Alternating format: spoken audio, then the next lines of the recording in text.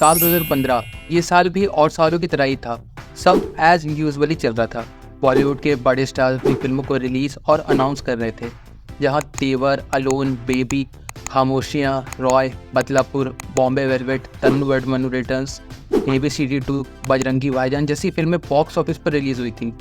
But इनमें से most of the big budget film जैसे तेवर, Bombay velvet, Roy box office पर पूरी तरह से पिट गई थी।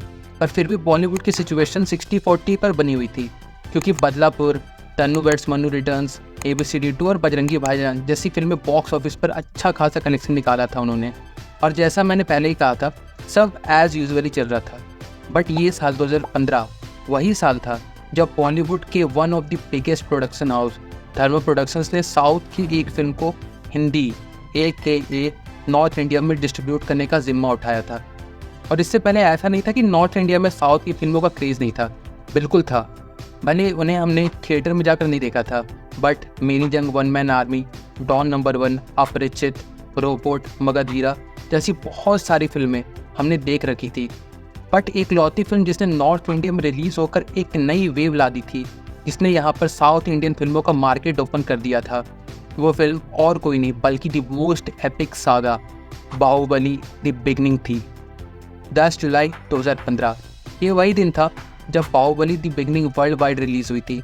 और ये साल इसलिए भी खास था क्योंकि SS राजामौली के पिताजी V विजेंद्र प्रसाद, जिन्होंने बाहुबली की कहानी लिखी थी, उनकी एक और लिखी हुई कहानी पर इस साल जुलाई के महीने में ही एक और मेगा सक्सेसफुल फिल्म रिलीज़ हुई थी। बट वो फिल्म तेलुगु फिल्म इंडस्ट्री से नहीं बल्कि बॉलीवुड की बजरंगी भाईजान थी। पर चलो अभी के लिए बाहुबली पर ही रहते हैं। तो अब आगे, जब इस फिल्म ने तेलुगु, तमिल के साथ हिंदी में भी बहुत अच्छा कलेक्शन करके दिखाया था, तो इसका फ़ायदा फिल्म मेकर्स को भी देखने को मिला। और इन्हीं मेकर्स में से एक नाम था एक्टर प्रभास का, जिनकी एक फिल्म ने नॉर्थ इंडिया में रिलीज़ होकर उनकी फ़ैन फॉलोइंग के नंबर को जस्ट डबल कर दिया। लेकिन सिर्फ इतने से ही कुछ छोड़ी होने वाला था। और इसलिए after giving the jaw dropping climax of part 1, पूरी की पूरी ऑडियंस पार्ट 2 का बेसब्री से इंतज़ार करने लगी। And then after almost 2 years film के सेकेंड और फाइनल पार्ट ने रिलीज़ होकर इतिहास रच दिया, starting from digital records to box office records. और इस चीज़ से जो सबसे ज़्यादा फ़ायदा हुआ वो था प्रभास और SS राजामौली सर को, क्योंकि इस मैग्नम ऑफर्स का रिकॉर्ड इतना बड़ा बन गया कि आज तक टिल डेट इसके पैन इंडिया के कलेक्शन का रिकॉर्ड कोई भी फिल्म नहीं तोड़ पाई है। क्योंकि द रिकॉर्ड ऑफ 1030.42 करोड़, जहाँ हिंदी में इसने 510.99 करोड़, तमिल में 125.85 करोड़, तेलुगु में 338.80 करोड़ और मलयालम में 54.78 करोड़ की रिकॉर्ड ब्रेकिंग कमाई की थी। और ये रिकॉर्ड इतना बड़ा है कि even Prabhas and SS Rajamouli भी इस रिकॉर्ड को आज तक नहीं तोड़ पाए। पर इस बाहुबली के चैप्टर के क्लोज होने के साथ एक नया चैप्टर की शुरुआत हुई थी, पैन इंडिया स्टार प्रभास की जिंदगी की एक नई चैप्टर। देखो, ये बात तो बिल्कुल साफ है कि बाहुबली ने जो सबसे ज़्यादा कलेक्शन किया था उसका एक मेजर और सबसे बड़ा हिस्सा हिंदी मार्केट से ही आया था। तो इससे एक बात तो साफ है, नॉर्थ इंडिया या और सीधे सीधे शब्दों में कहें तो बॉलीवुड के मार्केट में प्रभास की भी एक बहुत बड़ी फ़ैन फॉलोइंग पहुंच गई थी। क्योंकि टिल 2023 जनवरी कोई ऐसी फिल्म नहीं थी जिसने बाहुबली दी कंक्लूजन के कलेक्शन के आसपास भी भटकने की कोशिश की हो। फिर इसी का रिजल्ट था कि नेक्स्ट फिल्म आने में 2 साल का वक्त लगा, where everyone was eagerly waiting for the next film of superstar Prabhas. And in 2019 we got Saaho. और अगर देखा जाए तो साहो एक मेगा प्रोजेक्ट ही थी with a budget of 350 crore, जिसे टी सीरीज ने UV क्रिएशन के साथ मिलकर प्रोड्यूस किया था। लेकिन वो कहते हैं ना कि हर 7 साल में चीज़ें बदलती है, और अब चाहे उसे किस्मत समझे या कुछ और। लेकिन अगर यहाँ प्रभास के केस में देखा जाए तो बाहुबली को प्रभास ने 2011 में साइन किया था, और 2011 से लेकर 2018 तक उनकी किस्मत काफ़ी क्या बहुत ज़्यादा अच्छी रही। बट अब वक्त था इम्तिहान का। तो फाइनली बहुत हाई प्रमोशन के साथ 30 अगस्त 2019 को साहो रिलीज़ हुई। एंड रिलीज़ के पहले ही दिन इसने 130 करोड़ का वर्ल्ड वाइड कलेक्शन कर लिया, which was the second highest ever for an Indian film, only lower than this Baahubali 2 of Prabhas. पर फर्स्ट वीक में 370 करोड़ का कलेक्शन करने के बाद चीज़ें थोड़ी बदल गई, जहां वर्ड ऑफ माउथ और क्रिटिक्स के रिव्यूज़ ने रफ्तार पकड़ी। और फिर ले देखकर इस फिल्म ने खुद को बस अबव एवरेज का ही टैग दिलवा पाया, with a collection of around 450 crore. पर यहाँ पर भी एक चीज़ अच्छी हुई कि इसके हिंदी वर्जन को कमर्शियली सक्सेसफुल डिक्लेयर कर दिया गया, where T series definitely made some profit. अब इसके बाद एंट्री हुई कोविड-19 की, जिसने ऑल ओवर वर्ल्ड अपना कहर ढा कर रखा था और इसके चलते हर सेक्टर में नुकसान देखने को मिला, जिसमें से एक था एंटरटेनमेंट इंडस्ट्री। और जब जब दुनिया में तनाव बढ़ा है, जनता को एंटरटेनमेंट की तरफ सबसे ज़्यादा तभी लगी है, तो इसलिए पब्लिक ने अपना रुख OTT की तरफ किया।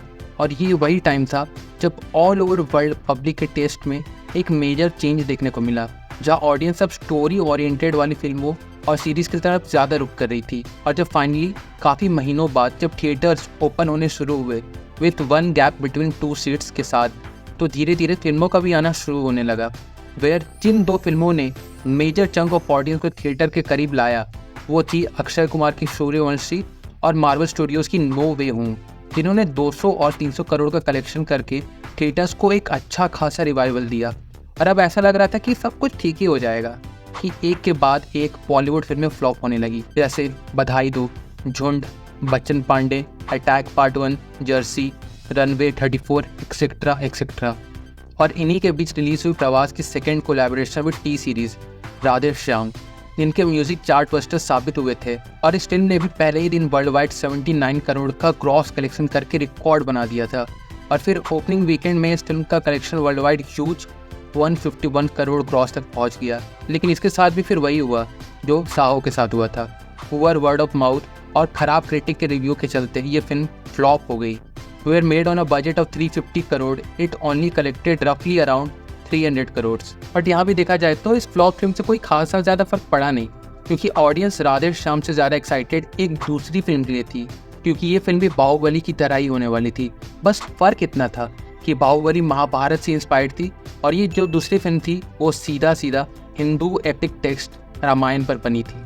और जी हाँ, ये फिल्म और कोई नहीं, दी कॉन्ट्रोवर्शियल आदि पुरुष थी, जिसके बारे में बस इतना ही कहूँगा कि it was a missed opportunity. After all, Om Raut as director, Prabhas as actor and a 500 crore rupees budget, film के पास वो सारे रिसोर्सेज अवेलेबल थे जो इसे next big thing for Indian cinema साबित कर सकते थे। बट वी ऑल नो इसके साथ क्या हुआ।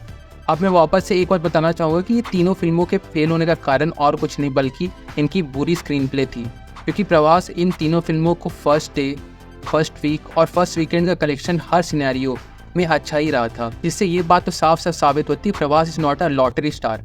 प्रभास के पास बॉक्स ऑफिस फुल है। अब प्रभास को बस ज़रूरत थी तो वो एक गुड मास एंटरटेनर की। And flying high on the success of KGF 2, director Prasad Neel को ये पोटेंशियल दिखाई दी।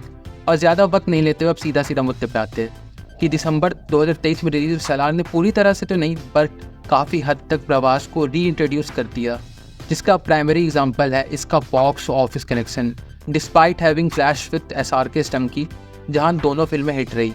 लेकिन इतने ही से थोड़ी कुछ होने वाला था। After all, Prabhas needed Baahubali level of success. और अब जिस तरह की collection the newly release and the biggest hype कल्कि 2898 AD निकाल रही है, उससे तो अब ये साफ हो गया है कि he has come here to rule and dominate. And at last we hope कि अब जो ये सक्सेस रीगेन हुई है वो फर्दर बहुत हाई स्केल पर कंटिन्यू रहे, cause we want to see Pravas thriving more and more in future.